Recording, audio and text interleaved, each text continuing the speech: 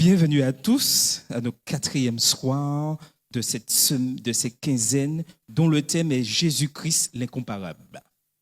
Bien-aimés dans le Seigneur, chers amis, frères et sœurs en Christ, soyez chaleureusement les bienvenus dans ce lieu où résonne aujourd'hui une invitation divine. Nous sommes rassemblés pour proclamer une vérité qui traverse les âges, une réalité qui transforme les cœurs et illumine les vies. Jésus-Christ est l'incomparable. Depuis l'aube de l'humanité, des rois ont régné, des sages ont enseigné, des hommes ont laissé leur empreinte sur l'histoire, mais aucun, pas un seul, n'égale la majesté de Jésus-Christ. Il est celui qui était, qui est et qui vient.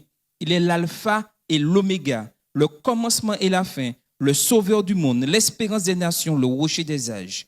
Quelle grâce d'être ici en ce soir. Nous sommes pas venus pour entendre de simples paroles, mais pour rencontrer une personne, Jésus, le Fils du Dieu vivant.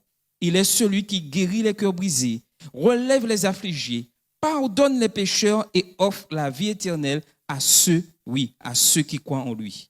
Tout au long de ces quinzaines, attendez-vous à un temps de visitation divine. Dieu veut parler à chacun de nous. Il veut se révéler d'une manière nouvelle et personnelle. Ouvrons nos cœurs, laissons son amour inégalable nous envahir et sa puissance transformer nos vies. Que vous soyez ici pour la première fois ou que vous soyez des habitués depuis dimanche de la maison de Dieu, sachez que vous êtes précieux aux yeux du Seigneur. Il vous attend avec des bras ouverts, prêt à accomplir en vous son œuvre parfaite. Alors, ensemble, dans l'écoute de la parole de Dieu, dans la louange et dans la prière, célébrons celui qui est au-dessus de tout, celui qui est incomparable, Jésus-Christ, notre Seigneur et Sauveur. Soyez bénis et soyez les bienvenus. Amen. Je vais vous inviter à vous lever et nous allons prier.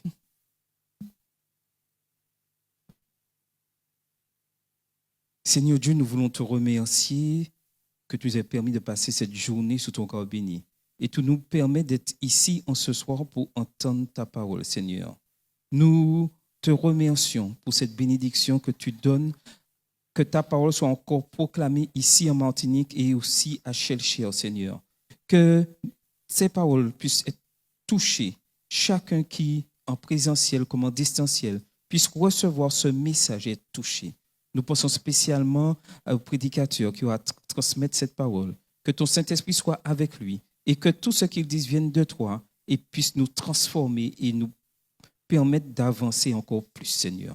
Nous plaçons ce moment entre tes mains ce soir. Que tu sois avec chacun d'entre nous. Nous t'avons prié de ton Fils et pour ta gloire. Amen. Vous pouvez vous asseoir. Merci.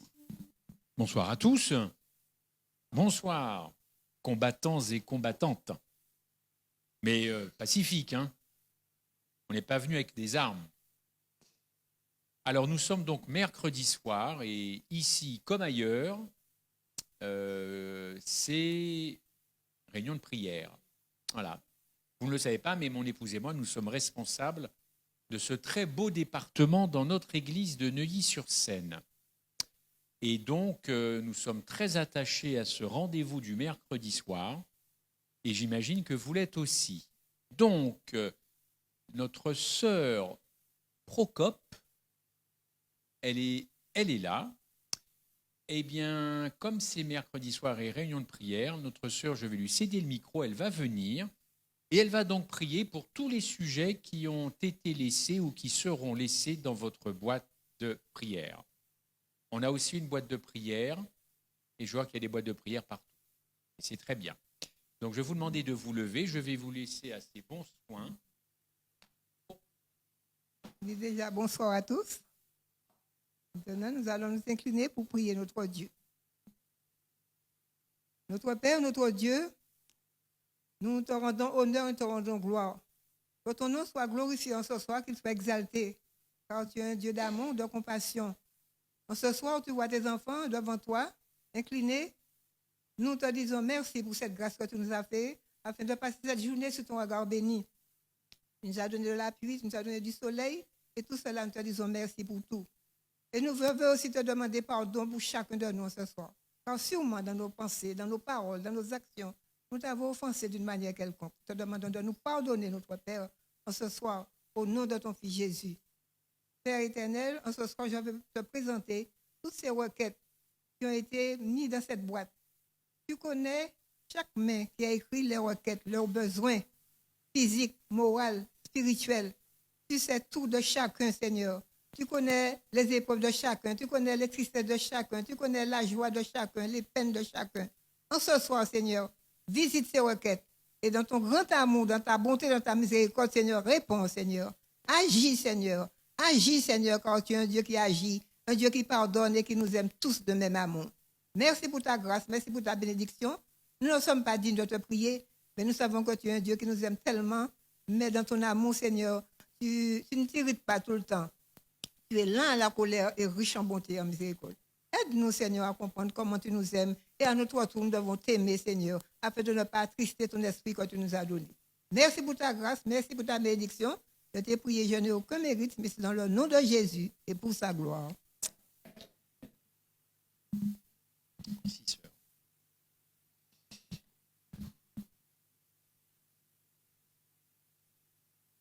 Alors, ce soir, contrairement aux autres soirs, il n'y aura pas de projection de PowerPoint. Il va falloir que vous ouvriez vos Bibles. Et comme je suis très bien placé, je vais donc voir qui a ouvert sa Bible ou pas. Donc, n'hésitez pas, pas de PowerPoint ce soir. Le thème, c'est toujours Jésus-Christ, l'incomparable. Et j'aime beaucoup le chant-thème que l'église de Bethel a choisi. Et je remercie encore personnellement cette église de Siloé, tous ses dirigeants, pour ouvrir les portes chaque soir, sauf le jeudi. Ce n'est pas toujours évident, mais merci grandement à ce pasteur et ses dirigeants de Siloé. Alors ce soir, j'ai intitulé cette intervention, ça y est, nous y arrivons, à Golgotha. Je vous ai présenté modestement Marie-Madeleine. Nous avons parlé de l'agapé et des différents mots en grec. Maintenant, nous allons à cette croix qui est sur ce flyer qui vous a été en tout cas visualisé. Et c'est un moment important parce que quand on parle de la croix, moi je n'y étais pas. En tout cas, je n'y étais pas visuellement. Mais là, nous arrivons aux choses très, très sérieuses en matière de rédemption. Quand je me suis fait baptiser en 1998 avec mon épouse le jour même, chose assez rare, le mari et l'épouse en même temps, moi je revenais à l'Évangile. J'ai grandi en Guadeloupe, à l'église du Rézé, pour ceux qui connaissent.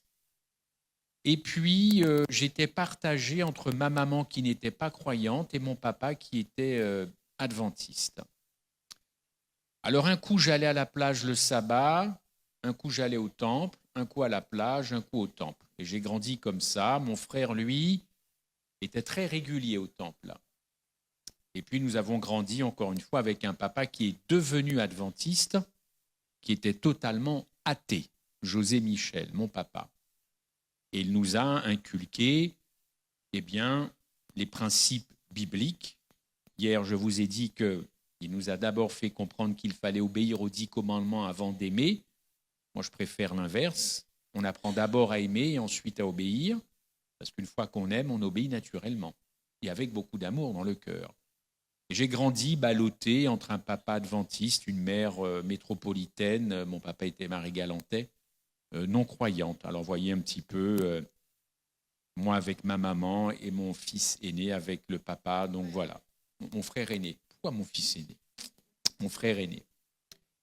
Et puis, on avance dans le temps, séparation, divorce. Je me retrouve en métropole avec mon frère et ma maman. Et puis, voilà, l'adventisme, la religion, terminé. J'étais au collège, c'était terminé tout ça. Le lycée, une période un peu compliquée aussi, mais je sentais que j'avais quand même, fallait pas qu'on vienne attaquer Dieu. Il y avait quand même quelque chose qui avait grandi, poussé toutes ces jeunes années, et je n'aimais pas me retrouver dans des ambiances où on attaquait Dieu. Ce n'est pas pour autant que je revenais à lui. Du moins, j'étais très résistant. Et puis, à la faveur de différents séjours en vacances en Guadeloupe, je retrouvais mon père. L'été, c'est plus favorable, on a plus de jours de vacances. Et là, je retrouvais un homme qui était toujours dans la foi. Toujours, malgré tous les problèmes qui tombaient, il était dans la foi. Il s'accrochait avec amour et non pas avec dépit. Et il me disait toujours, fils, n'oublie pas qu'il y a un créateur, un Dieu, un rédempteur. Alors j'étais toujours très saisi pendant ces vacances, juillet-août, et puis quand je reprenais l'avion à l'ancien aéroport, pour ceux qui connaissent la Guadeloupe, bon, ben voilà, je rentrais à Paris, tout ça s'était un petit peu oublié, ça se dissipait. Sauf que en 1997, à nouveau un séjour chez les miens en Guadeloupe, là, ça ne rigolait plus. Ma femme est témoin. Je lui ai montré, on est allé dans différentes églises. Elle est même tombée dans les pommes à l'église du Rézé, la première fois qu'on entrait dans une église adventiste. Je me suis dit, voilà, ça commence bien. Si je veux peut-être la sensibiliser, c'était juste un chaud et froid. Bon, mais moi, j'avais mis ça sur le compte Dieu l'a saisi ou le diable l'a saisi. C'est ça, nous, adventistes, à force de voir le diable partout. Non, c'était juste un chaud et froid. Il y avait une sœur infirmière qui l'a réanimé sans problème. Mais quand j'ai rencontré mon père cette année-là, bon, là, c'était différent. J'avais grandi, j'étais grand, je ne sais plus quel âge j'avais. Et là, quand j'ai repris l'avion, pendant les 8 heures de vol, je ne vous mens pas, j'ai été saisi. Là, c'en était fini. L'Éternel a dit, maintenant, tu vas revenir à la maison, parce que maintenant, tu errais, tout ça, c'est terminé. Basta. Terminé. Pendant 8 heures, mon cœur s'est déchiré dans l'avion. Déchiré, véritablement, tout est remonté à la surface. Toute l'éducation, tout est remonté à la surface. Tout. Et puis, après, une longue histoire, je ne suis pas là pour raconter tout ça, mais il a fallu que mon épouse m'accompagne au temple, ensuite des études bibliques et ce fameux baptême en 1998, date inoubliable pour ceux qui aiment le foot, au passage. Je me suis quand même baptisé pour l'information entre la demi-finale et la finale. Alors, je ne sais pas si ça a porté chance à l'équipe de France, mais vous le savez mieux que moi, elle a été championne du monde cette année-là. Mais je m'en rappelle très bien. Et c'est Bernard Cassard, que certains connaissent, qui nous a baptisés tous les deux. Tout ça pour dire que je suis donc revenu à l'Évangile, mais je n'avais toujours pas compris encore l'Évangile, jusqu'à ce que je fasse une rencontre d'une vieille dame. D'une vieille dame dans le sud de la France. J'ai été touché par sa condition de personne âgée, par son histoire, par sa foi, par sa moralité, par son comportement. Elle m'a fait découvrir des livres, des auteurs, des adventistes, des prédicateurs, des romanciers, enfin des écrivains adventistes. Et là, j'ai senti que je tapais dans le véritable évangile. Ce n'était pas un deuxième évangile ou un troisième évangile. Je sentais que j'étais là où il fallait que le Christ m'amène. Et ça, c'est perceptible, et ça, tout le monde peut faire cette démarche. Je ne vous suis pas supérieur ni quoi que ce soit, mais à cet instant T, il fallait que le Christ ait pris tout ce temps, toutes ces années. Heureusement qu'il ne vieillit pas, mais il a pris tout le temps qu'il fallait. Et je pense que vous, c'est pareil. Vous savez très bien d'où vous venez, vous savez très bien où le Christ veut vous amener, vous savez très bien où vous avez refusé d'aller avec le Christ, et à un moment, vous avez lâché prise, comme on dit, pour aller avec le Christ. C'est important, chers frères et sœurs, je pense, dans la foi, de dater les choses comme ça. Il faut dater. On a des périodes clés, des dates clés dans notre cheminement de foi. Et ça, je le garde en mémoire parce que c'est devenu mien, comme mon épouse aussi a des dates clés. Et vous en avez. Et quand j'ai redécouvert cet évangile, nous sommes allés directement à la croix. Parce que c'est là que ça se passe, comme on dit. C'est là que ça se passe. C'est là que les cœurs sont saisis. Vous savez, je fais le triste. Je ne suis même pas encore entré dans mon sujet, mais là, on est cœur à cœur. Je suis tellement triste de constater, et ce n'est pas une interprétation adventiste, hein, c'est un être humain qui vous parle. Je suis terriblement triste de constater que, et vous l'avez constaté, je n'invente rien. Écoutez, allez sur YouTube, ok ? Regardez tous les programmes qu'il y a sur la fin des temps. Tous les programmes sur les prophéties, sur la bête, sur le pape, sur 666, sur les jésuites, c'est affolant le nombre de vues et d'abonnements et d'abonnés. Ça clique, mais ça clique. Il y a des 10 000 vues, 15 000 vues. Faites la même chose. Une petite série de 2-3 trucs sur la croix. Il n'y a personne. Il n'y a personne. Je l'ai fait, ce test-là. Il n'y a plus personne. La croix n'intéresse plus grand monde, y compris parmi nous. En revanche, les événements de la fin, les jésuites, la bête, les plaies, ça excite l'âme chrétienne, ça excite. Et là, ça clique à mort. C'est terrible, c'est terrible. Alors moi, j'ai décidé depuis maintenant pas mal d'années, avec beaucoup de respect pour la fin des temps évidemment, d'aller là où mon cœur s'est déchiré. Alors non pas dans cet avion, mais à Golgotha, à la croix. Et je n'en sortirai pas. Et je demande à Dieu de ne plus en sortir. Je veux rester au pied, même si le Christ n'y est plus, mais il n'y a plus rien d'autre qui m'intéresse. Puisque c'est ça qui va me faire aimer ma femme depuis maintenant 30 ans. C'est ça qui va me faire respecter mes frères, les pasteurs, les dirigeants.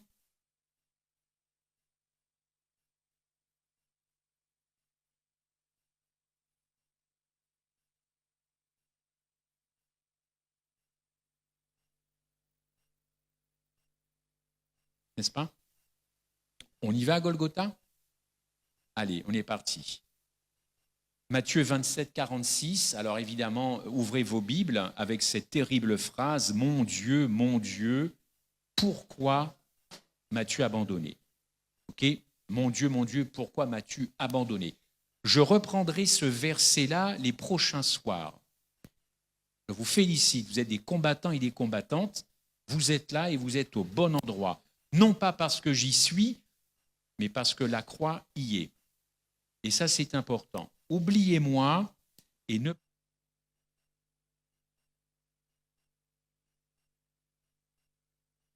Là, je n'ai pas une interprétation adventiste ce soir. Je le dis pour notre sœur qui nous visite et qui n'a pas cette confession.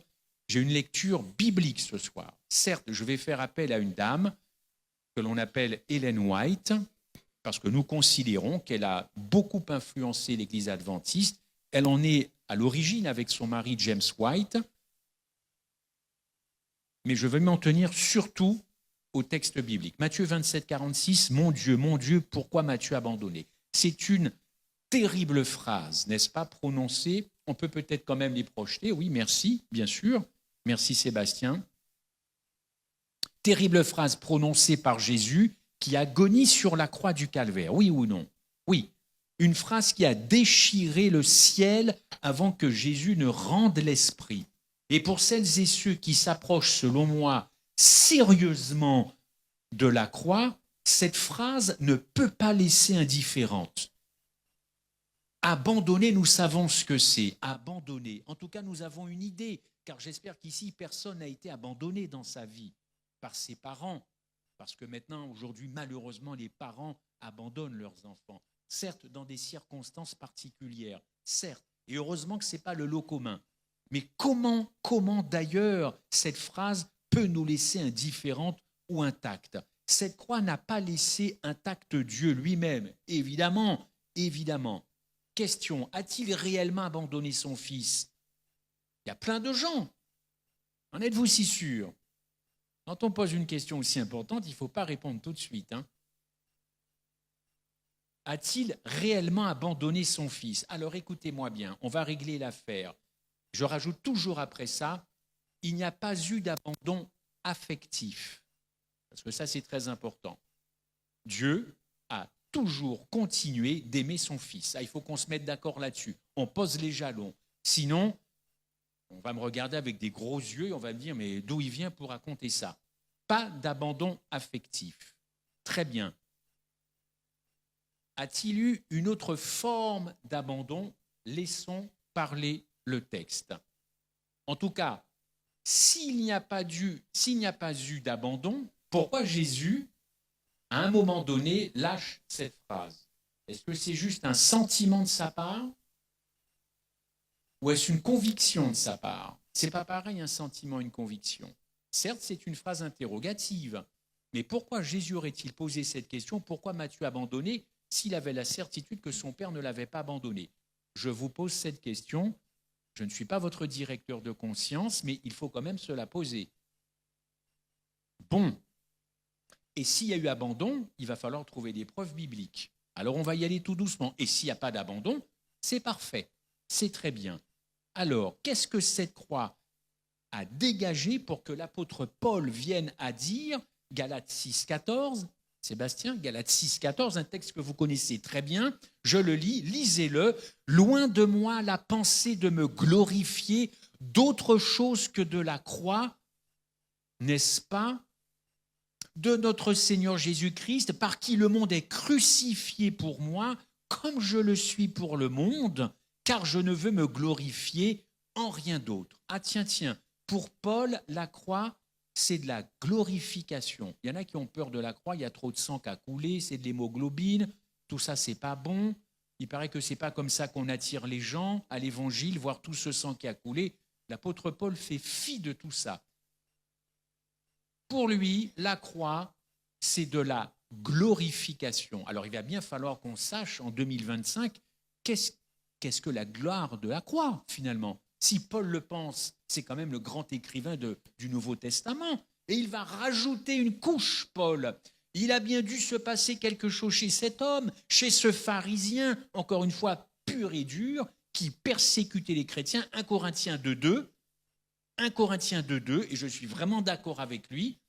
Je ne veux rien savoir, j'espère ne pas me tromper dans mes références, parmi vous, excepté Jésus-Christ crucifié. C'est ça, je pense ne pas me tromper. J'ai décidé de ne rien connaître, rien, il n'y a rien d'autre qui m'intéresse, ce n'est pas moi qui le dis, c'est Paul, que Jésus-Christ et Jésus-Christ crucifié. On pourrait aussi rajouter et Jésus-Christ ressuscité. Vous savez, Satan sait qu'il est condamné. Il est condamné, mais il agit encore, n'est-ce pas? Et il voit ce qui se passe dans toutes les églises chrétiennes. Il voit la présence de crucifix chez nos frères catholiques romains. Il voit qu'il y a certains individus qui ont des tatouages, une croix, comme ça, ou sur le bide ou partout, comme vous voulez. Il voit des films de cinéma qui sont réalisés sur la vie de Jésus. Et pour les plus jeunes d'ici, ils connaissent très bien la série sur Netflix, The Chosen. Okay, mais il y en a eu d'autres. Il y a eu Mel Gibson, il y a quand même pas mal d'années, n'est-ce pas? Et Satan voit qu'il y a eu des tableaux d'artistes, peintres, qui ont fait la croix, qui ont peint la croix. Il voit des processions de chrétiens à la Pâque, partout en Asie du Sud-Est, certains qui se flagellent, ou dans les Philippines, grand pays catholique, on se flagelle, on porte la croix. Il voit tout ça, il voit tout ça.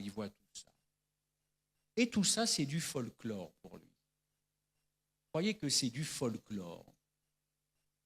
Ça ne l'intéresse pas, ça l'amuse de voir tous ces milliards de chrétiens faire tout un tas de gens. Il ne s'inquiète même pas si nous pouvons prêcher encore des dizaines d'années si le Christ n'est pas revenu sur la croix. Ça le laisse de marbre, c'est mon opinion. Pour moi, ça le laisse de marbre. Mais il va se réveiller et déverser un océan de haine si vous découvrez, si nous découvrons ce qui s'est réellement passé sur cette croix. Là, vous allez commencer à l'embêter parce qu'il a enveloppé Golgotha de tout un tas de choses qui n'ont plus rien à voir avec la parole de Dieu. Pourvu que nos yeux restent fermés sur les grandes vérités de Golgotha. Et si nous voulons, je le crois, expérimenter dans nos vies, dans l'Église, le fameux réveil, comme à la Pentecôte, alors il va falloir dissiper toutes les ténèbres qui enveloppent cette croix depuis le Moyen-Âge. C'est pas nouveau, mais ça dure encore. Et pour dissiper les ténèbres qui entourent la croix, nous devons considérer la croix comme l'ont fait les premiers disciples. N'est-ce pas? Comment ont-ils considéré cette croix? Quand ils voyaient cette croix, qu'est-ce qu'ils voyaient? Eh bien là,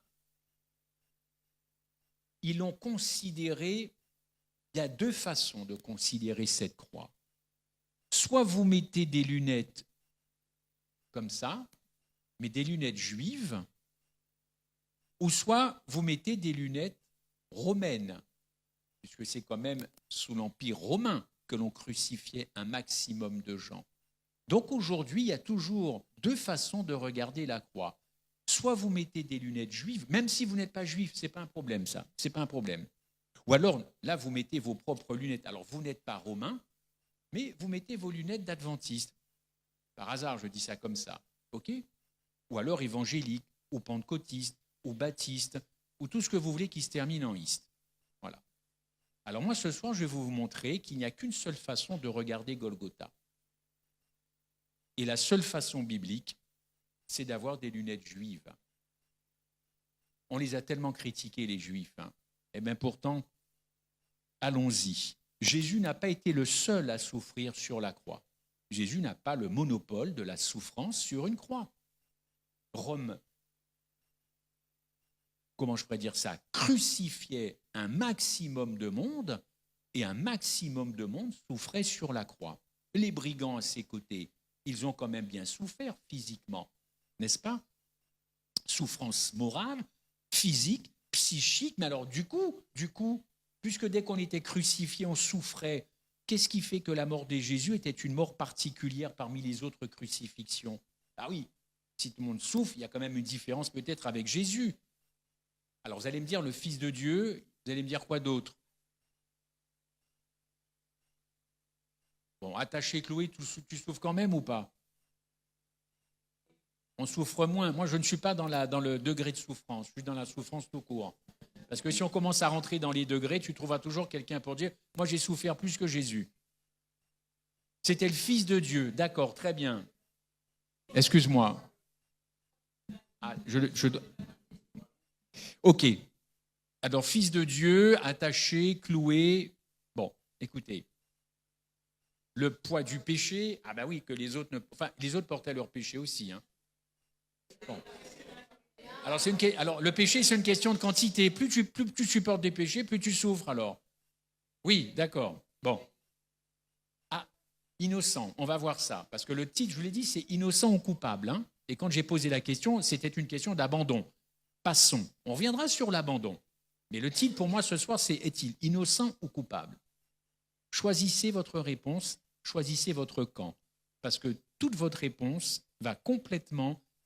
comment je pourrais dire ça, diriger votre foi chrétienne jusqu'au retour du Christ et va vous faire changer d'avis sur la croix. Bon, écoutez, dans le texte de Jean 19, le temps passe tellement vite, hein, dans le texte de Jean 19, on apprend que Jésus ne méritait pas la crucifixion, oui ou non? De la bouche même de qui? Pilate. Jusque-là, tout le monde est d'accord. D'ailleurs, Pilate a dit cette fameuse phrase: je ne trouve point de crime en lui. Oui ou non? Ok. Or, nous savons que les crucifiés étaient soit quoi et quoi? Qui se retrouvaient crucifiés? Alors, des bandits, des meurtriers, des brigands et aussi... Oui, d'accord, mais il y avait une autre catégorie, parce que tout ça, c'est la même catégorie, brigands, voleurs. C'est même bitin, comme on dit. Hein. Les esclaves. Les esclaves en fuite, les déserteurs. Alors ceux-là, ils finissaient à la croix, sur une croix en tout cas. Très bien. Rappelez-vous, Pilate a dit, moi, j'ai rien à lui reprocher. Même ça, sa femme lui susurrait. J'ai rien à lui reprocher. Ok. Lisez le texte de Jean 19, verset 7. Ça, c'est un texte clé. Jean 19, verset 7. Les Juifs disent, on peut le lire, hein, peut-être ça va venir. Merci Sébastien encore une fois pour ton dévouement. Jean 19, verset 7. Les Juifs disent, nous avons une loi et selon notre loi, Jésus, donc, il doit mourir parce qu'il s'est fait fils de Dieu. Donc, pour les Juifs, c'est un blasphème. Ok ? Blasphémer le nom de Dieu, très bien. Donc, il doit mourir. Mais de quelle mort ? La sentence, c'est la mort. On a compris ça. Tous les Juifs savaient que tu blasphèmes, tu dois mourir. Mais du coup, de quelle mort ? La Bible y répond. Les Juifs, ils ont tout cadré, les Juifs. Tout est régi, tout est clair pour eux. Allez dans Deutéronome, plutôt Lévitique 24, 16. Lévitique 24, 16. Nous avons une loi, très bien. Il doit mourir parce qu'il s'est fait fils de Dieu. Donc il blasphème. Jésus n'est pas le fils de Dieu. Celui qui blasphémera le nom de l'Éternel sera puni de mort. Jusqu'ici, il n'y a pas de souci. Toute l'assemblée le lapidera. Alors dites-moi, pourquoi Christ a été crucifié ? Moi, je n'ai pas fait de grandes études. J'apprécie ceux qui font de grandes études. Ils ont beaucoup de courage. Mais moi, à mon niveau, je me pose une question. La loi juive dit que tout blasphème, c'est la lapidation. Il constate que Jésus a blasphémé. Mais qu'est-ce qu'il réclame à Pilate ? La crucifixion, crucifie-le, crucifie-le, crucifie-le. Alors, on règle ça comment ce soir ? J'espère que vous ne m'avez pas attendu pour soulever cette, peut-être une inquiétude, en tout cas une contradiction. Lapidation, crucifixion, mais ils connaissaient quand même très bien les textes, les Juifs, les rabbins, tout ça. Le peuple qui crie « crucifie-le, crucifie-le ». Qui c'est qui était derrière le peuple ? C'était les pharisiens qui les chauffaient. Vas-y, vas-y, réclame la crucifixion. Mais moi, j'aurais été là en bon juif, je me serais retourné devant le grand chef, le grand rabbin, pour lui dire « Mais attends, Coco, la loi mosaïque, elle ne nous réclame pas la crucifixion. Mais tu n'as pas lu le Deutéronome, toi qui es rabbin ? C'est marqué lapidation, mais pourquoi tu veux que je demande la crucifixion ? » Alors, ils avaient donc quelque chose dans la tête, les pharisiens, les juifs, qui réclamaient la crucifixion. Ils avaient des arrière-pensées. Si on continue, les chefs religieux ne pouvaient pas ignorer, car ils connaissaient parfaitement la loi de Moïse. On ne plaisante pas en matière de Torah avec un pharisien. Je peux vous assurer, ça ne rigole pas. D'ailleurs, les rabbins d'aujourd'hui, ils sont costauds aussi. Ils sont costauds. Jean 10, verset 30. Jésus fait cette déclaration. Moi et le Père, nous sommes un. Réaction, lisez-le, Jean 10, 30. Réaction des Juifs, parce que je veux appuyer mes dires sur le texte biblique. Réaction des Juifs, Jean 10, 30. Est-ce qu'on peut la voir ? Il est écrit, les Juifs, alors oui, ok, et 31, réaction des Juifs. Alors, les Juifs prirent, non mais c'est de nouveau qui est intéressant. C'est de nouveau qui est intéressant. C'est donc pas la première fois que quand Jésus se baladait, ils ont voulu le lapider. C'est pas la première fois. Donc ils savaient très bien que le blasphème, c'était la lapidation. Jean 10, 30. Question, pourquoi ont-ils tant insisté pour que Christ soit crucifié, enfin ?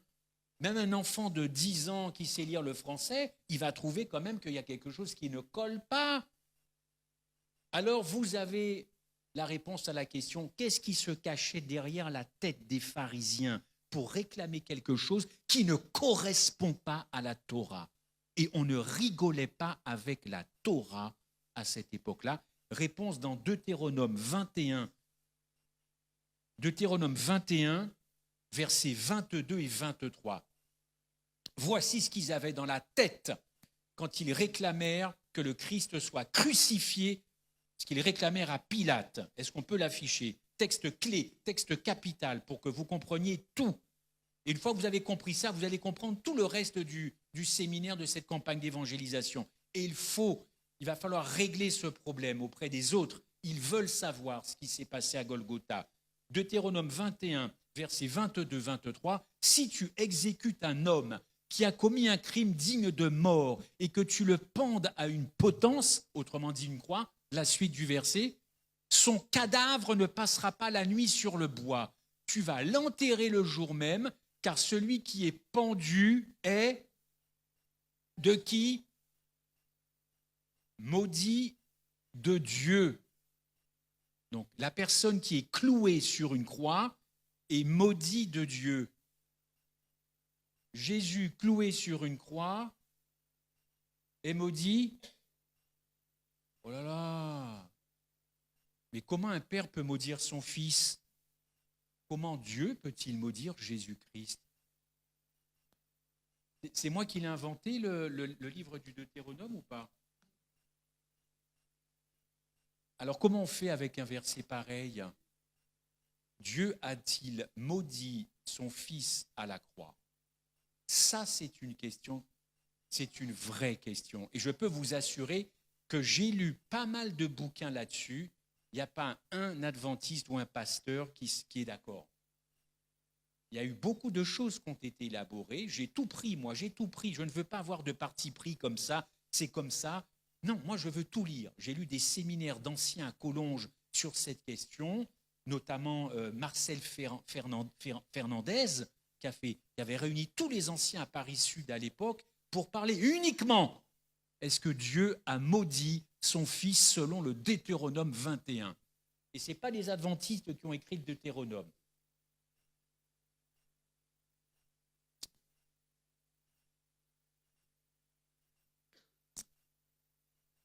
On apprend encore une fois que celui qui est pendu au bois ou à la croix, mais retenez bien le mot bois, est objet de malédiction auprès de Dieu. Est objet de malédiction auprès de qui? De Dieu. Eh bien, les Juifs voulurent non seulement que Jésus meure, bien sûr qu'ils ont réclamé sa mort, mais que Jésus soit maudit.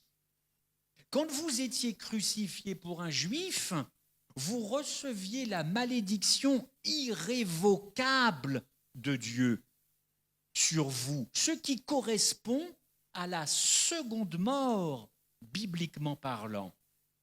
Si vous êtes maudit, il n'y a aucun espoir de résurrection. Vous comprenez ça? Vous l'entendez bien? Si vous êtes maudit, c'est-à-dire pendu sur une croix, il n'y a pas d'espoir de résurrection. C'est la mort éternelle.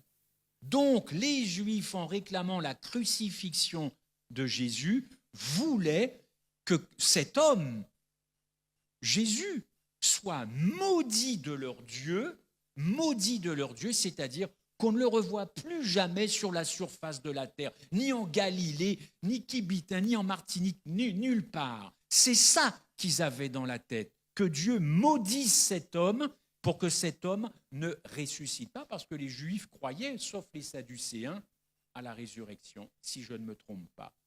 Alors vous comprendrez bien cette foule qui hurle « Crucifie-le, crucifie-le ».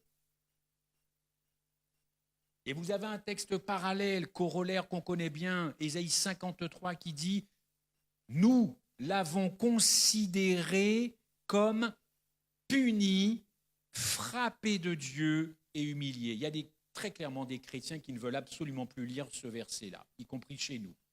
Un Dieu qui punit, afflige, humilie son fils, non, inaudible, irrecevable. Irrecevable. Si tu fais une campagne d'évangélisation, rien que sur Ésaïe 53, tu auras 2 personnes. Ne compte pas faire venir du monde sur ce verset-là. Donc, il y a forcément dans ce verset quelque chose à retenir. On y reviendra si Dieu nous prête vie. Alors, oui, Dieu a quand même bien affligé son fils.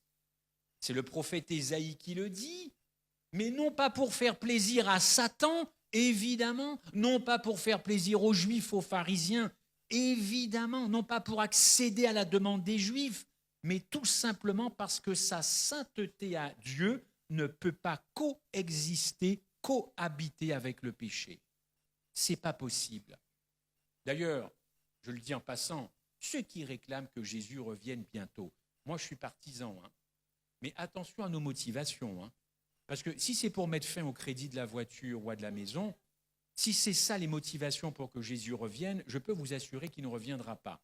Mais si ce n'est pas ça, et qu'on veut vraiment, et je le crois sincèrement, honnêtement dans son cœur, que le Christ revienne pour pouvoir vivre éternellement avec lui, mais dans quelles conditions vous êtes? Parce que s'il apparaît ce soir, vous voyez ce que je veux dire? Est-ce que nous sommes dans cette condition de sainteté? On réclame sa venue, mais s'il vient, attention, hein, c'est un feu dévorant. Hein. La Bible le dit. Hein. Dieu est un feu dévorant. Attention quand nous demandons des choses à Dieu, si vous me permettez de dire ça. Attention quand on lui demande des choses, on n'a pas le droit de le mettre ni devant le fait accompli, ni de lui demander de faire des choses qu'il n'a pas envie de faire. Ou en tout cas, pas tout de suite. Nous n'avons rien à revendiquer devant Dieu. Si vous êtes syndicaliste, vous savez ce que c'est que les revendications. Hein? Bon, Madame White a dit pas d'adventiste syndicaliste, parce que sinon, mais on n'a rien à revendiquer. On n'a rien à revendiquer. OK? Bon, alors oui, allons-y sur cette malédiction et nous verrons s'il était innocent ou coupable. Allons-y, oui, il a été maudit. Mais pas, je le crois personnellement, hein, personnellement, ça n'engage que moi, mais pas à titre personnel, car Christ n'a jamais, jamais, jamais commis de péché, ni en acte, ni en pensée. Que les choses soient claires, je le redis, le Christ n'a jamais commis de péché, ni en acte, ni en pensée. Une fois qu'on a posé ce postulat, on est très à l'aise pour pouvoir continuer, parce que les choses sont claires.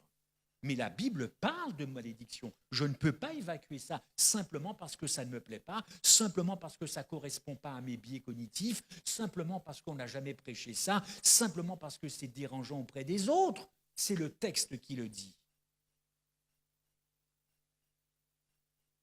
Le guide de l'école du sabbat, le jeudi 26 octobre 2011, dans la leçon du 4e trimestre, n'a pas dit autre chose. L'auteur, à l'époque, 2011, du questionnaire écrit, Christ a volontairement pris sur lui notre malédiction et subi le châtiment du péché. Oui, il a pris cette malédiction sur lui, mais pour nous, pour nos péchés. Parce que lui, personnellement, il n'a pas péché. On est bien d'accord là-dessus? Alors, vous hochez de la tête, on va s'entendre alors. On va continuer. OK. Il a pris volontairement, questionnaire EDS, hein, conférence générale. Ce n'est pas moi qui le dis. 2011, Christ a volontairement pris sur lui notre malédiction et subi le châtiment du péché. Pour justifier bibliquement que le Messie a bien été maudit pour nous, on voit que Pierre vient se mêler dans cette affaire-là. Regardez le texte de Actes 5, verset 30. Moi, ça m'a toujours interpellé. Pourquoi l'apôtre Pierre, dans son vocabulaire, ne parle pas de la croix? On peut parler de la croix, c'est un mot français, on sait ce que c'est, la croix. Mais non. Il va utiliser le mot bois. Et qu'est-ce qu'il va dire justement dans ce verset-là? Acte 5, 30. Jésus que vous avez tué en le pendant au bois. Mais pourquoi tu n'as pas dit croix, Pierre? Mais parce que pour l'apôtre Pierre, il sait très bien ce que signifie le bois.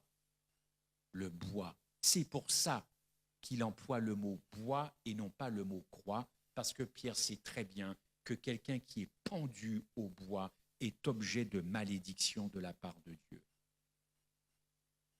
Il va d'ailleurs le répéter en 1 Pierre 2, 24.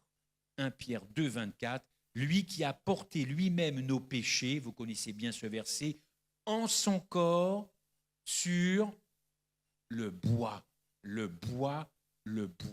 objet de malédiction. Très bien. Si vous voulez, allons dans le texte de Galates 3, verset 13. Je vais le prendre aussi dans ma Bible. Galates 3, verset 13. Galates 3, verset 13. Bon, ce soir, on va peut-être un petit peu déborder. Pardonnez-moi, mais comme je sens que vous n'êtes pas du tout pressé, Galates 3, verset 13. Ah non, mais là, il faut faire un peu de rab, là, parce que ce soir, je vous ai dit, on est à la croix. Galates 3, verset 13, c'est après Corinthiens, vous le savez. Allez, mes pages sont tellement fines. Galates 3, verset 13. Qu'est-ce qu'il est écrit? Et ça, c'est très intéressant. Christ nous a libérés de la malédiction de la loi, que la loi faisait peser sur nous en prenant la malédiction sur lui à notre place. Moi, j'ai la version Summer. Donc, on est d'accord, Christ a bien pris sur lui la malédiction. Et c'est là que les choses divergent. Beaucoup pensent que cette malédiction ne vient pas de Dieu. Moi, je pense qu'elle vient de Dieu. Mais on peut discuter. On n'est pas fermé en tout cas. Mais Galates 3,13 le dit, car maudit est quiconque est pendu au gibet. Le gibet, c'est la même chose que la croix. Maudit, pour Paul, il n'y a pas de problème. Maudit est quiconque est pendu au bois. Ça, c'est très clair. Et les Grecs utilisent un mot qu'on appelle anathéma, qui a donné en français anathème, n'est-ce pas, pour parler de tout ce qui est maudit. Anathéma. Anathéma, c'est-à-dire voué à la mort, sans espoir de rachat, sans espoir de malédiction, ce qui fut le cas de Jésus-Christ. Et vous comprenez encore une fois pourquoi les Juifs ont réclamé cette crucifixion. Ils voulaient anéantir la prétention de Jésus d'être le Messie en prouvant que ce n'était pas lui le Messie, parce qu'il y avait à l'époque de Jésus une idée très accrochée chez les Juifs que le Messie ne peut pas mourir. Alors du coup, quand on leur fait croire que c'est lui le Messie, ils disent « Mais non, regardez, il est mort, il est maudit, ça peut pas être le Messie. » On apprend que Christ est mort à ma place, dans ce texte-là, comme dans d'autres. Pour moi, à ma place. On y reviendra, parce que ça, c'est très important. Le « pour moi » et « à ma place », on va voir qu'il y a plein de choses à creuser là-dessus. Et on va véritablement savoir si le Christ est mort à ma place. Je vous ai dit que je venais quand même vous taquiner. Je n'ai pas fait 8000 km pour aller dans le sens du poil. Je vais venir un petit peu vous taquiner, mais c'est surtout pour qu'on réfléchisse tous ensemble. Je ne dis pas que j'ai raison. En tant que journaliste, j'aime bien gratter un peu parfois où ça fait un petit peu mal. Alors on va voir le pour moi et à la place. Mais ce soir, on va se tenir là. Christ est mort à ma place, ok, mais qu'est-ce qui a qualifié Jésus-Christ pour mourir à ma place? C'est une bonne question que n'importe qui dans la rue peut vous dire. C'est ton sauveur, très bien, mais qu'est-ce qui a qualifié cet homme que tu appelles Jésus-Christ pour mourir à ta place? Il faut savoir répondre à cette question-là. Alors, on parle d'une mort expiatoire. J'y reviendrai aussi, j'y reviendrai. Et pour qu'il y ait une mort expiatoire, il faut qu'il y ait trois choses.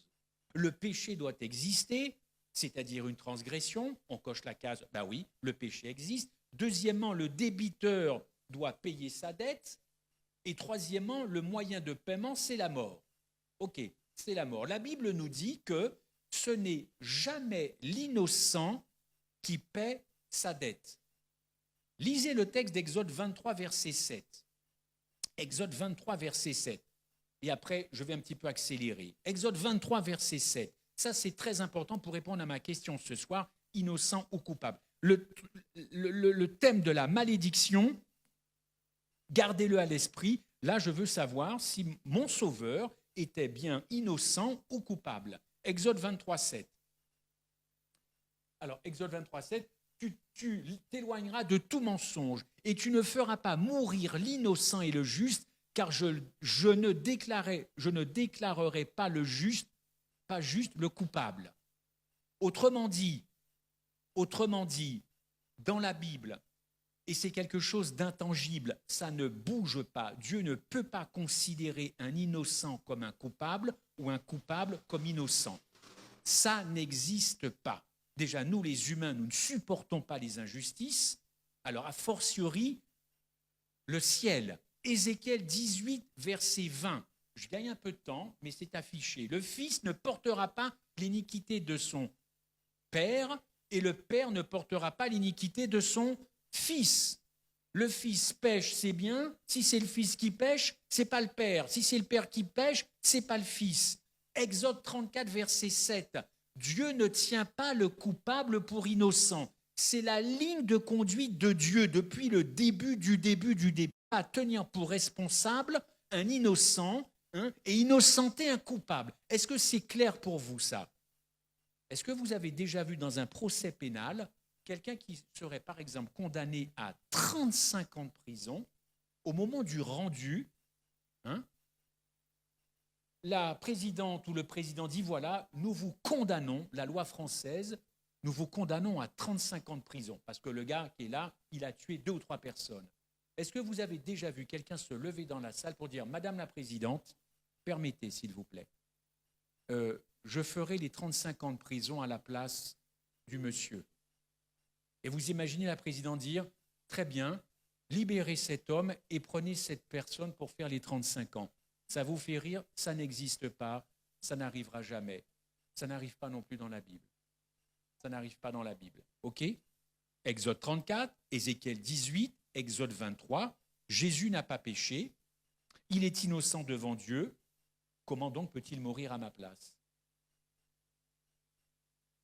Eh bien, pour satisfaire les exigences de la loi de Dieu, il fallait, et là je vais lâcher le mot, qu'il perde son innocence devant les anges et devant son Père.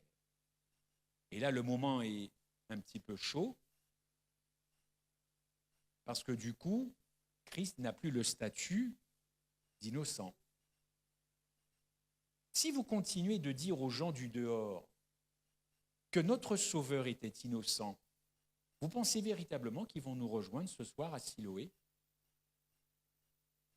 Vous pensez qu'ils vont vraiment nous rejoindre? La première chose, si je dis ça, ils vont me dire, tu sais, ta religion, elle est sympathique, mais elle est tellement injuste que je n'ai pas envie de venir. Vous ne ferez jamais gober à quelqu'un qu'on a pendu un innocent. Ça n'existe pas. Ni moralement, ni mentalement, dans tous les schémas cognitifs, tout ce que vous voulez, on ne tue pas un innocent. Il peut y avoir des erreurs judiciaires, mais là, ce n'est pas le cas. Je ne suis pas sur le terrain judiciaire dans la Bible. Continuons donc de dire que ce Christ était innocent, et vous verrez que nous aurons extrêmement du mal à attirer les gens à l'Évangile. Les Juifs ne capteront rien, nos frères chrétiens resteront là où ils sont, tous les autres ne viendront jamais. Est-ce que vous comprenez la difficulté pour moi, au regard de la Bible, de dire que mon Sauveur n'était pas innocent à la croix? Innocent. Sa propre innocence, oui, parce qu'il n'avait pas encore une fois péché. Mais par rapport au texte biblique, il fallait qu'il perde son innocence. D'ailleurs, il n'invente rien. Ellen White en a parlé de ça. Et le temps nous est compté, mais il y a un moment donné à la page 757 de Jésus-Christ, sur le chapitre du Calvaire ou de Golgotha, je vous demanderai de bien relire ça ce soir, et demain matin on en discutera, parce que vous allez voir si effectivement il est question d'innocence à ce moment-là. Il est arrivé tellement de choses à ce moment-là, Jésus-Christ sur la croix, qu'on peut se poser cette question. Mais je le répète, innocent lui-même, mais coupable, je vous laisse réfléchir. Encore eu égard au texte biblique et à la justice de Dieu, qui ne tient pas le coupable pour innocent ou l'innocent pour un coupable. Je peux avancer qu'il n'y avait pas d'innocent. Christ était coupable pour tous. Pour tous. Il s'est tenu comme le substitut pécheur, mais dans une substitution réelle. Car à la croix, Christ n'a pas fait semblant de mourir. Christ a réellement porté nos péchés comme si c'était lui qui les avait commis. Comme si c'était lui qui les avait commis. Il y a bien donc une substitution qui fait que Jésus n'a pas, comment je pourrais dire ça? En fin de compte, il y a une seule substitution dans la Bible, mais on a encore détourné cette affaire-là. Bon, je vais avancer, mais gardez ce mot substitution, gardez-le. En endossant tous les péchés depuis l'Éden jusqu'à son retour, ça fait donc un gros paquet de péchés dans ton corps. Et nous allons relire bientôt ensemble le psaume 22. Et vous allez voir que si vous ne lâchez pas une larme, parce que moi, à chaque fois que je prêche sur le psaume 22, je ne peux plus tenir la distance. Vous allez voir qu'est-ce qui s'est passé dans le cerveau de votre Sauveur, dans son cerveau. On va oublier les souffrances physiques, parce que le Christ n'a pas... Les souffrances morales et psychologiques ont été bien supérieures à ces souffrances physiques. Et il y a un pan de la chrétienté qui ne met l'accent que sur les souffrances physiques. Lisez le psaume 22, le psaume 23, le psaume 80, 82, et vous allez voir que dans le cerveau de Jésus-Christ, c'était une ébullition. Tout était complètement détruit dans son cerveau. Ça ne l'a pas empêché d'être lucide. Je ne suis pas en train de vous dire qu'il a perdu la tête à Golgotha. Il était tout à fait lucide. Mais attention à ne pas trop mettre l'accent sur les souffrances physiques, parce qu'encore une fois, il n'a pas eu le monopole des souffrances physiques. Et ce n'est pas faire injure à mon Sauveur que de dire ça, car des centaines d'autres ont été crucifiés aussi. Alors, cette substitution, toutes ces souffrances, vous comprenez jusqu'où est allé donc son amour agapé. Par cette fusion avec notre humanité déchue, il est devenu le substitut pécheur et donc maudit pour nous, pour notre bénéfice. N'est-ce pas? Tout ce qu'il y a de mauvais en moi, mes mauvaises pensées, mon orgueil, mon impatience, ma méchanceté, tout ça s'est retrouvé en lui. D'ailleurs, le texte de 2 Corinthiens 5, verset 21 est très très clair. Ceux qui viennent nous chatouiller en disant « Ah là là, c'est clair, 2 Corinthiens 5, verset 21, il a été fait, lisez ce texte, mais c'est un texte bouleversant de l'apôtre Paul, il a été fait péché. Celui qui n'a pas connu le péché, il l'a fait devenir. Mais c'est qui? Il l'a fait devenir péché. C'est Dieu. Ce n'est pas le vent, ce n'est pas la météo, ce n'est pas la mer. Dieu a donc fait devenir son fils péché. Wow. Mais c'est insupportable aussi ce verset-là pour certaines âmes bien pensantes et bien nées. Comment Dieu peut-il faire devenir son fils unique le péché? Mais s'il l'a fait, c'est que c'était absolument nécessaire pour qui? Pour vous et moi. Sinon, nous ne serions pas là ce soir. Alors, un grand respect quand Dieu fait les choses, de ne pas venir dire non, non, ça, ce verset-là, tu comprends, Christophe, il faut que. Non, il y a une nouvelle interprétation. Comme un awa, comme on dit. Awa. Ça ne marche pas. Ça ne marche pas. Parce que si vous allez dans le grec, et c'est là qu'il y a des pépites dans le grec, parce qu'il a été fait péché pour nous, le terme grec pour péché, c'est armasia. Armasia. Et qu'est-ce que armasia veut dire? Violation de la loi divine. Violation de la loi divine. Le terme grec pour « il l'a fait devenir », c'est poeio, qui veut dire construire. On reste sur ce verset. Construire, former, façonner, fabriquer. Donc celui qui n'a pas connu le péché, il l'a façonné, il l'a construit, il l'a fait devenir. Il a fait quoi d'autre? Fabriquer, construire. Et c'est bien Christ qui a dit à son Père, tu m'as formé un cœur, encore. Oui ou non? C'est la même racine en grec. Poeio, poeio. Je le répète pour ceux qui seraient fâchés avec moi, qu'ils aillent dans le Jésus-Christ, page 690. Madame White est formelle. Jésus a perdu son innocence. On ne peut pas devenir le péché et être innocent. On a un problème théologique ou ce que vous voulez. Il faut résoudre ça. Luc 22, verset 37.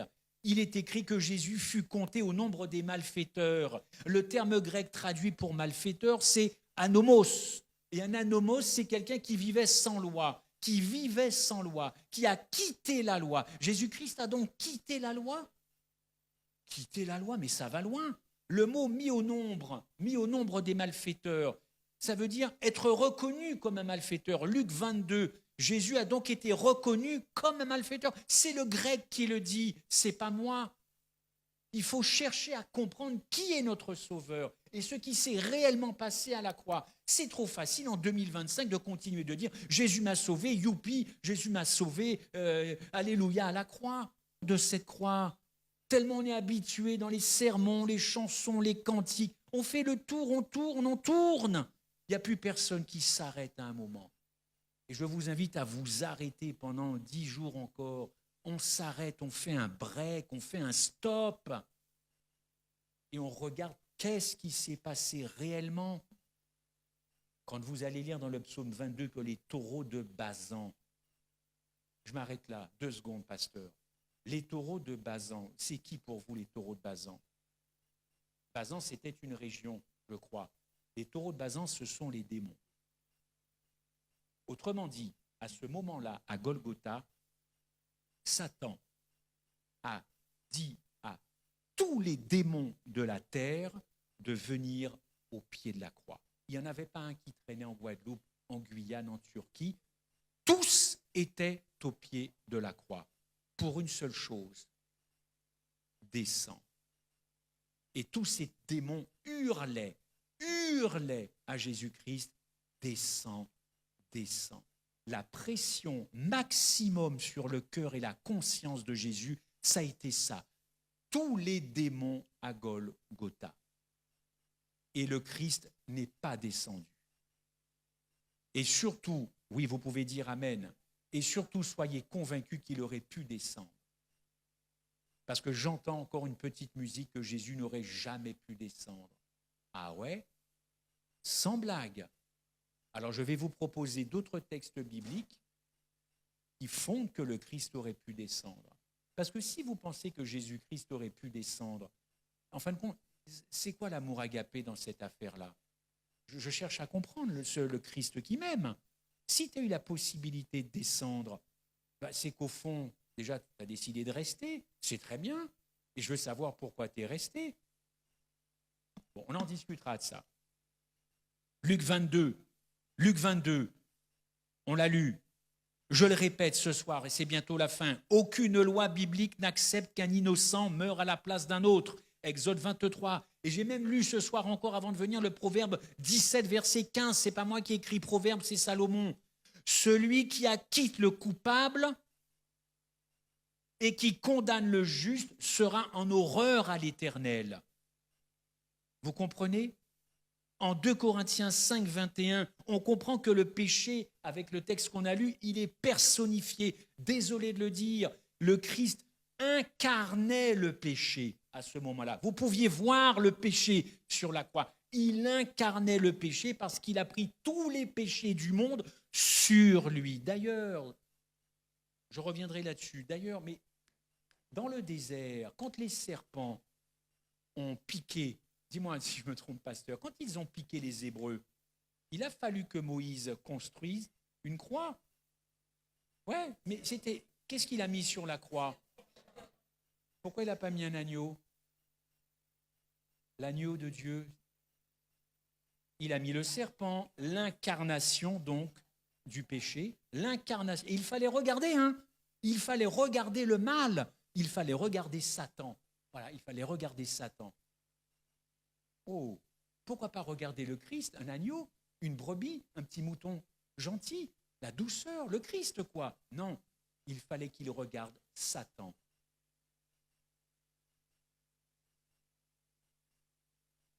J'ai bientôt terminé, je vais même avancer. D'ailleurs, un petit tour à Gethsémané, Christ part 3 fois. Père, si cela est possible, enlève cette coupe. Je reviens à la malédiction. Enlève cette coupe. Quelle coupe? C'est surtout pas la coupe de la Sainte Seine. Non, c'est pas la coupe de la bénédiction. Quand il dit encore une fois, Père, s'il est possible, enlève cette coupe, c'est la coupe de la malédiction. Jésus a donc ressenti la malédiction de son Père envers le péché qu'il avait endossé sur lui. Ce n'était pas la coupe de la vie, celle de la Sainte Seine, mais c'était la coupe de la colère de Dieu. Et Dieu n'a pas enlevé cette coupe, il a fallu qu'il la boive jusqu'à la lie. Innocent ou coupable? Quand le ciel et Dieu regardaient ce qui se passait à Golgotha, ils voyaient un innocent ou un coupable? Un innocent ou un pécheur, un coupable? À ceux qui pensent que ce fut juste un mauvais moment pour Jésus, d'être sur cette croix, puisque tout était écrit d'avance. Il était né, il a vécu, il est mort, il devait ressusciter, parce que la prophétie a dit ça. Donc comme la prophétie dit quelque chose, il faut absolument que ça se... Moi, ce qui m'intéresse, ce n'est pas la prophétie à Golgotha qui se réalise. C'est pourquoi le Christ dit 3 fois à son Père, « Pourquoi m'as-tu abandonné ?» Pourquoi m'as-tu abandonné? Pas 1 fois, pas 2 fois, mais 3 fois. Et d'ailleurs, il ne dit pas « Pourquoi m'as-tu abandonné 3 jours ?» Il ne le dit pas. Madame White te dit que Jésus avait perdu tout espoir de résurrection. Tiens, mais quand on est maudit, on sait très bien qu'il n'y a pas d'espoir de résurrection. Lisez page 757. Christ ne voyait pas au-delà de la tombe. Au-delà de la tombe. Travaillez ça chez vous. Faites des études bibliques. Sur rien que cette phrase, Christ ne voyait plus sa résurrection. Il n'avait plus l'espoir d'être Alors, c'est quoi ce Christ qu'on apprend aux plus jeunes comme ça, le truc robot, tout est calé, tout ça? Non. Je raconte une petite histoire pour terminer. Non, j'ai encore... On raconte cette histoire. Une famille, vraiment j'arrête là. Une famille, bien tout comme il faut.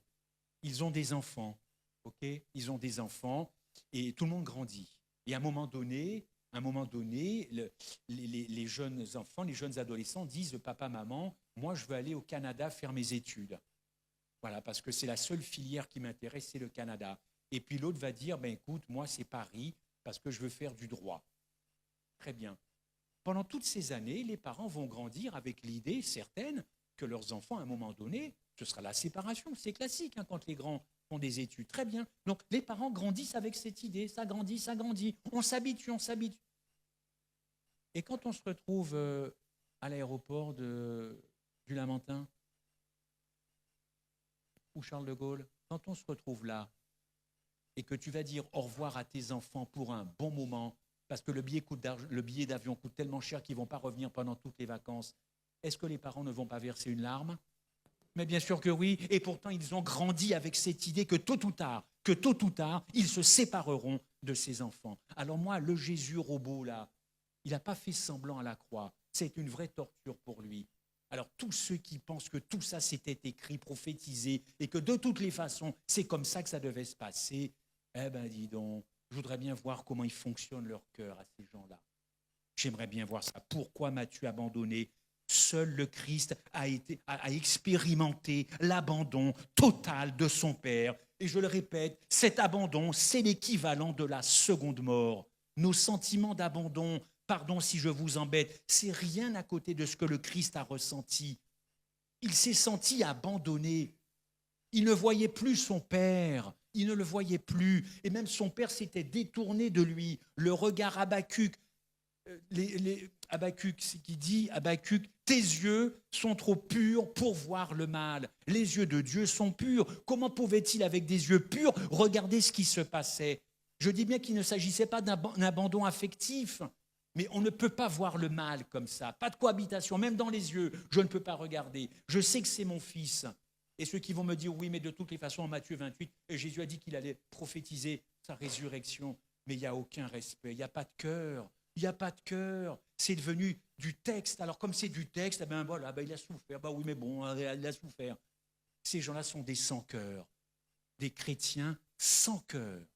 Simplement parce qu'ils lisent la parole, c'est du sans-cœur. Aucun respect pour cette souffrance, aucun respect pour tout ce qu'il a enduré à la croix. Pour nous, aucun respect, sous prétexte que tout ça, ça devait arriver. Quelle tristesse pour le ciel de voir des cœurs comme ça. Et il paraît-il qu'il faudrait que Jésus revienne. Pour trouver des cœurs comme ça, sûrement pas. Sûrement pas. Dieu vous garde.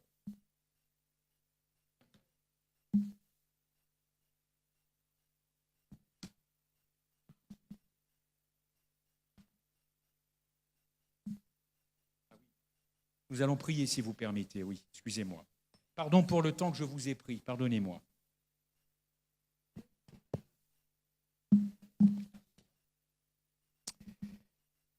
Notre Dieu, notre Père, c'est avec beaucoup de force, de conviction que l'on peut s'approcher de ce qui s'est passé il y a plus de 2000 ans sur cette montagne, le lieu du crâne, Golgotha. Pardonne-moi, pardonne-nous si des exactitudes sont venues se glisser dans mes propos. Je veux juste partager ce que ta parole me permet de partager et de constater effectivement que cette croix, c'est beaucoup d'amour, mais nous verrons aussi l'autre face, car il fallait que tu sois sur cette croix. Ô Seigneur, garde-nous dans cette espérance, change notre façon de comprendre les choses quand c'est nécessaire et impérieux pour notre salut, car tu veux nous préparer à une vie éternelle à tes côtés. Tu as toujours dit, qui dites-vous que je suis? C'est ce soir la chose la plus importante. Qui dit-on que tu es? Qui dit-on que tu es durant cette vie, sur cette terre que nous foulons? Permets-nous de comprendre qui tu étais et ce que tu as fait une bonne fois pour toutes, pour que nos cœurs soient aimants, accrochés, saignants, joyeux, confiants, bouleversés, bouleversants. Aide-nous, fais-le pour nous, Seigneur Jésus. C'est là ma prière, ma requête pour tous mes frères et sœurs, au nom de Jésus-Christ. Amen.